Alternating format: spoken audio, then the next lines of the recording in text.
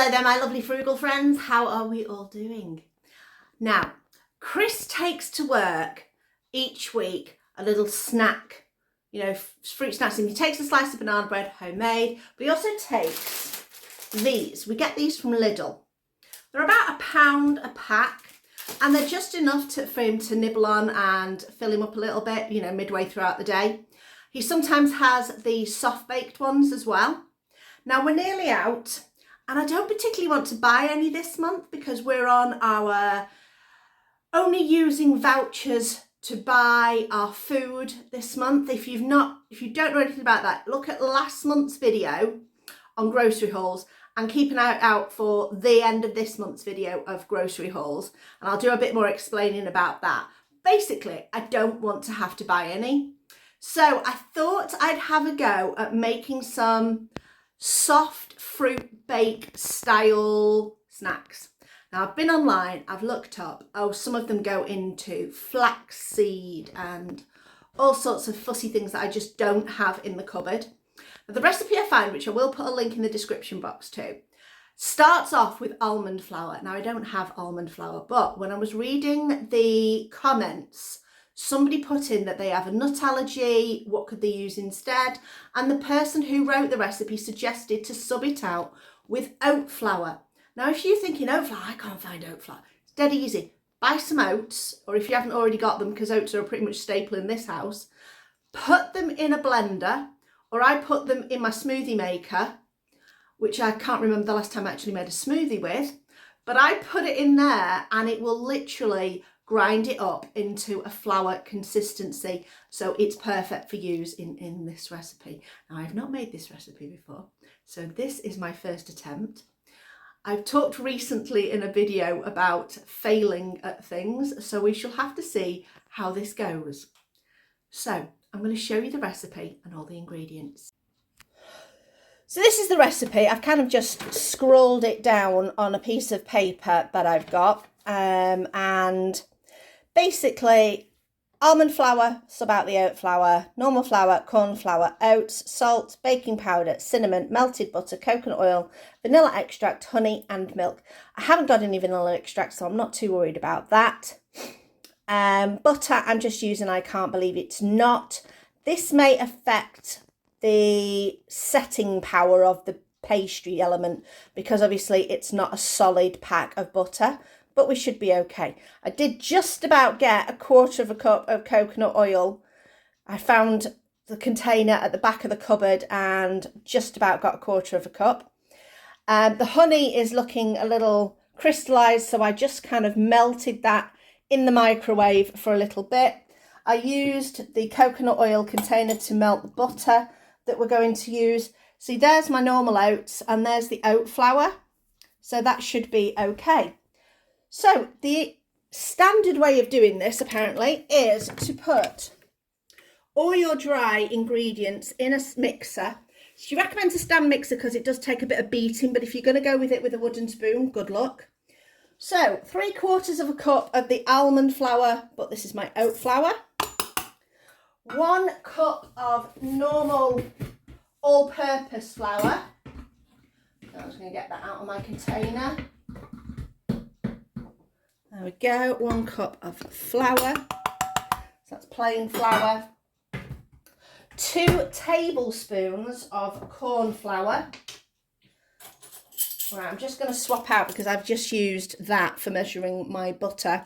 So 2 tablespoons, 1 teaspoon equals, no, 1 tablespoon is 3 teaspoons. So 6 teaspoons of corn flour. 1, 2, 3, 4, 5, 6. Right, that's the corn flour done. Then 1 cup of oats, 1/2 teaspoon of salt, which I'll just guesstimate. There we go. 1 teaspoon of baking powder.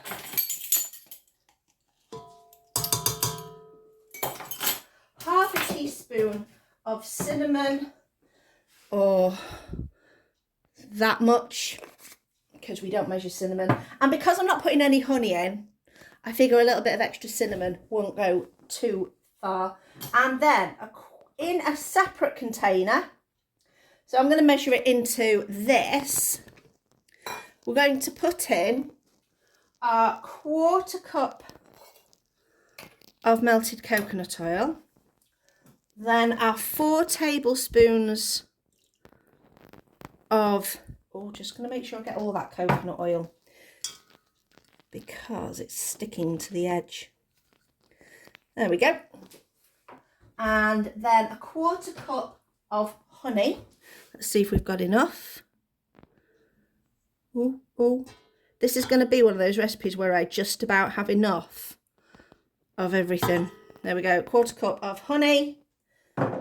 Now, because I did the oil before I did the honey slid out really easy. That's, if you're ever going to measure honey, put some oil in your container or spray it with a little bit of oil. It'll make life a lot easier.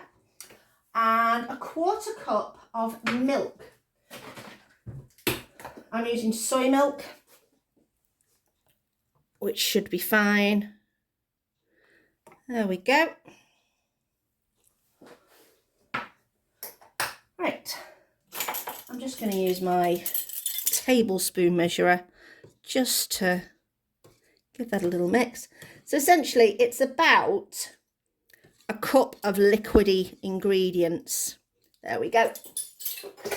I'm going to give what's in our stand mixer a little mix just to get it going.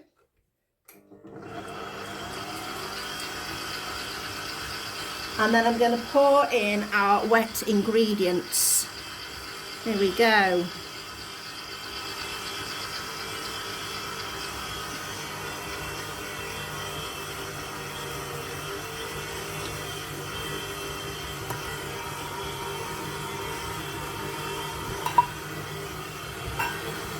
Now the recipe says you're going to mix it for nearly 3 minutes potentially until a dough forms.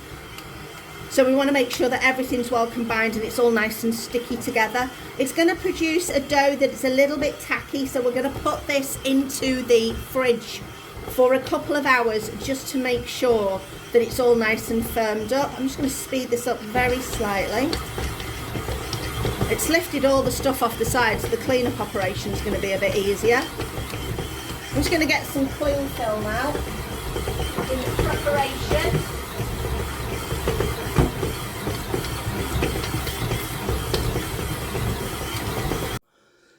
Right, there's our mixture that has come together quite nicely. So what it's going in the fridge for is that's just going to help set up the coconut oil so that it's easier to handle. But basically my bowl, if you can see in there, has got no residue at all. So I'm going to go over here. Just got some cling wrap out. Just compact this together a little bit so that we're not ending up with cracks, too many cracks. Right, flatten that down and we'll pop that in the fridge for a couple of hours. If it goes a little bit longer, that's absolutely fine. Now the mixture I'm using to fill this is just going to be some jam, some homemade jam I've got. If you haven't got homemade jam, the recipe I'm going to include at the bottom will say how to make like the jammy consistency, but I'm just going to use what I've got because that makes life a lot easier. I've got some apple butter as well. I might experiment with some jam ones and some apple butter ones and we'll see what comes out. Now my mixture is probably quite thin compared to the mixture that she might use, so we might have a bit more oozage. We shall have to see, but that's going in the fridge. I'm going to go and do some other things, but for you, we'll be carrying on like that. Back. No, you've not got a glitch in the matrix. We're not back to mixing it because we were there before. No, I've just got this out of the fridge. I let it, tried to manipulate it and it was just too crumbly. I think because I am using oat flour, not almond flour. Now almond flour has obviously got almond and it is probably a more oily dough. Sorry, an oily flour, because almonds obviously are an oily nut. So, got it out of the fridge, left it for a little bit because it just felt a bit too hot. Thought it had softened up. No, it's not. So what I've done is I've just popped it in here and beat it again, and it just fell to crumbs.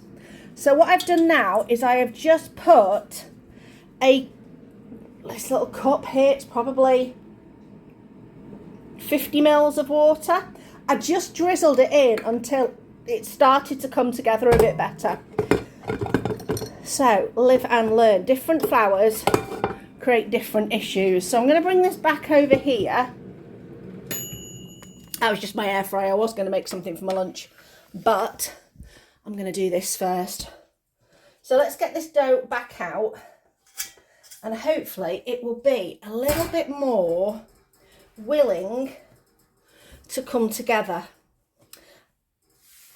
Now, the recommendation was, she said it was going to be quite a sticky dough, so coat your area with flour so that you can roll it out a bit easier. I don't think it's going to need that much flour. I've got it at the side in case I need it, but let's see if this... Now you see that rolls much better. It literally was crumbling to pieces. Definitely need that extra moisture in there to enable this to work. So I'm going to put a little bit of flour on there just to stop it from sticking, because now it is a stickier dough. I don't want to roll it too thick. I don't want to roll it too thin. It says 1/4 to 1/8 of an inch. I'm not very good on 1/8 of inches. I'm a metric girl, so I have got my ruler somewhere. So 1 inch. Okay, we're talking about 3 mil. 3 millimeters, that's fine. I can 3 to 4 mils. I can deal with that a little bit better. So I'm just going to roll this out really well. Make it as even as possible, as big as possible based on my work surface. But this is, see, I wouldn't have been able to lift that at all before. It was just far too brittle. Right. Okay, here we go. Now I need to cut these out. I am going to use my ruler. 10 centimetres by 10 centimetres. So let's do this in a very efficient way so I don't have to do too many more mixes together. So that's 20 centimetres at the top. So if we go for the biggest part, there we go, that's 30. I'm not going to get another 10 out of that. 20 across to there, and then back up to the top. Now if you don't get it perfect, it's going to be fine. So let's find the midway point of this is there. Okay, so this is going to give us 6 to start with. There's 10. Right. So I'm going to deal with these 6 before I start to re-roll my dough out. I'll just carefully move that over to the side and we'll deal with that in a minute. So I'm going to get one of these. Can you see that one okay? There we go. Now the way she says to fold it is to put the stuff in the middle and then you're going to fold it up and fold it like that. But I worry that my stuff's going to burst out, but I'm going to try it. Now my jam's not particularly thick because I'm not very good at making jam. Sometimes it works, sometimes it doesn't. So let's see. Jam in the middle. There we go. To the edge a bit, not too far. Still want to be able to join it together. So that's just like a teaspoon of jam. I think I'm going to push that in a little bit. There we go. Right, fork. So fold over, fold over. I'm going to seal the ends first so stuff doesn't burst out of the seams, although if a little bit bursts, I don't think it'll be the end of the world. And then just try and pinch this bit down to make sure it doesn't all pop out, and then it's going to get put on the tray that way. So I'm going to do that one, and then I'm going to try and do it sausage, what I call sausage roll style. So jam at one end, and we'll do a mixture of these and see what comes out best. So it's going to be more that way, and then you can pinch your ends a little bit better.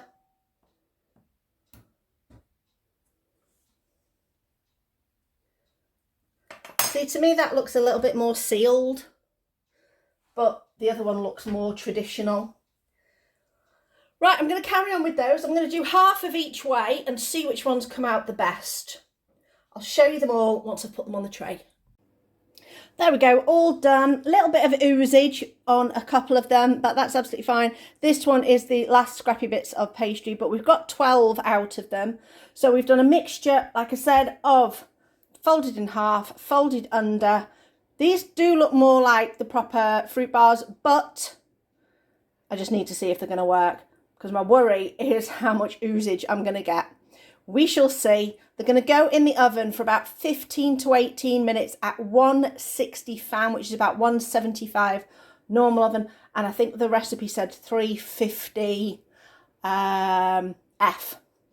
So fingers crossed, and we'll see what they turn out like. These were in the oven for about 21 minutes, only because I wanted to make sure they got nice and brown. We did have some oozage. Now, one thing I forgot to say, before I put them in the oven, I did brush them with a little bit of milk.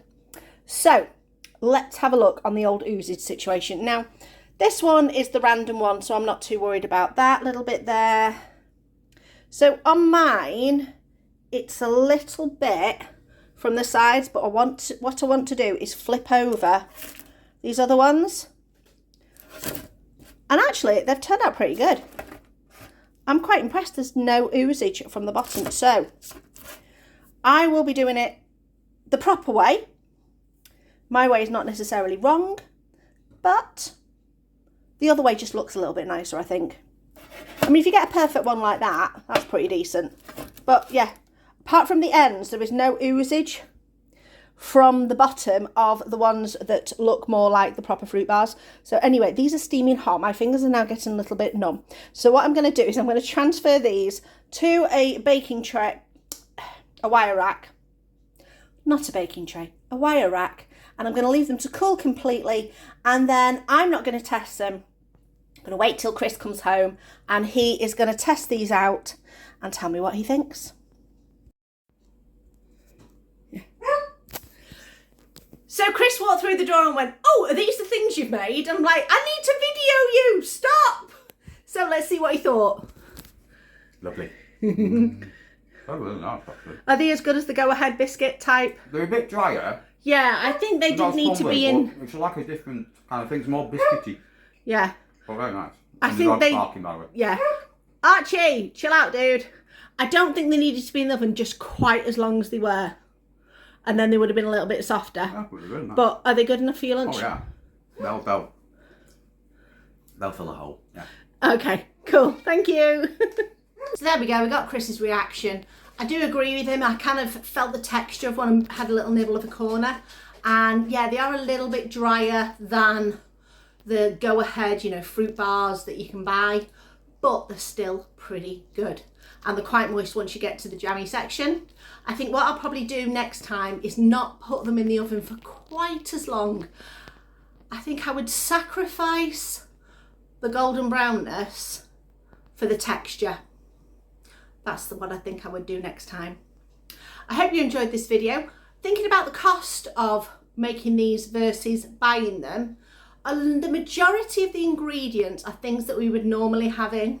The main things that are something that we don't always have are honey and coconut oil, but I do sometimes get them in as something to use. Like, I will use the coconut oil when I'm making Asian dishes, but also I know a lot of vegan baking dishes will use coconut oil as a substitute because it's something that firms up once it's cold.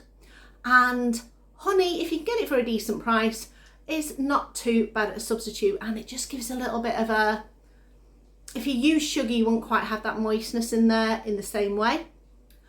Anyway, I hope you enjoyed this video. We've had a go at this. I hope you have a go at this. Let me know in the comments below if you have had a go at doing this recipe before, and if you have, let me know which recipe you used and how it went for you, and if not, have a go at this one and let me know. Thanks for watching. I'll see you next time.